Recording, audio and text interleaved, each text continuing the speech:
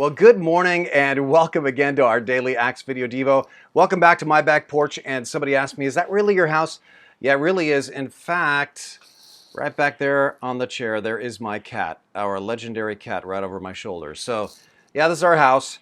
And we're glad you could be back with us right now. We had a great weekend at church, didn't we? Hope you had a chance to join us.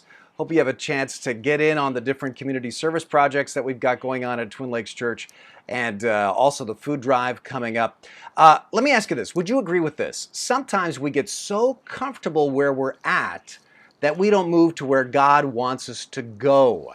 That seems to have been the case with the first followers of Jesus Christ. Even though Christ told them they'd go to the farthest ends of the earth, they are stuck in Jerusalem up until this point in the book of Acts. But watch what happens next. End of Acts chapter 7, Stephen has just been murdered. And then in Acts chapter 8, Saul is approving of everybody being killed as a Christian. On that day, a great persecution breaks out against the church of Jerusalem. And it says, all except the apostles were scattered throughout Judea and Samaria. And then in Acts chapter 8, verse 4, it says, those who had been scattered, listen to this, preached the word wherever they went. Finally, Jesus said, you guys have got to preach this beyond all borders to Judea, Samaria, to the uttermost parts of the earth, and yet they've been staying in Jerusalem. What's the catalyst for them to move out? Persecution.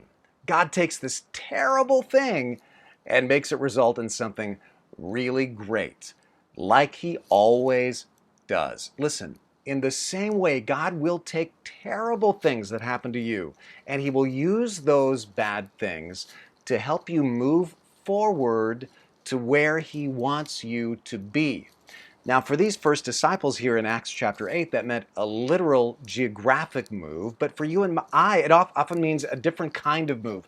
Moving from addiction to sobriety, or moving from workaholism to treasuring family, moving from the urgent to the important.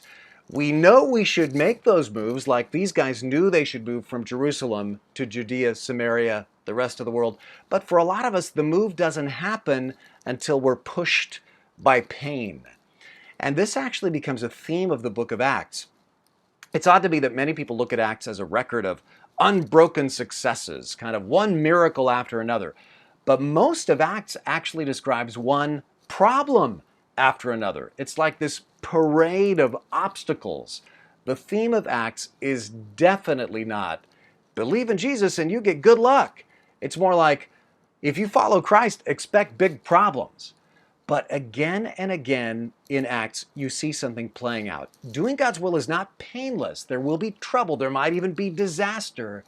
But don't despair, because God will turn anything, even death, as in Stephen's case, into good, into ways to bring the kingdom of heaven to our world.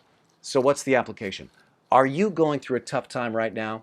Are you going through a dark time? Be confident.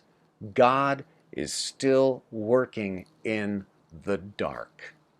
You're going to get through this. It may not be quick and it won't be easy, but you will get through this, and God will use this. He always brings good from bad. I've seen this through the death of my own parents, through sickness, through a lot of different frustrations.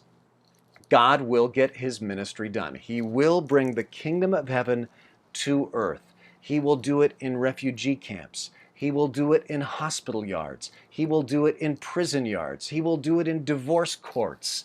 No matter the tragedy, God will use it. And he will use you in any circumstance to be his witness.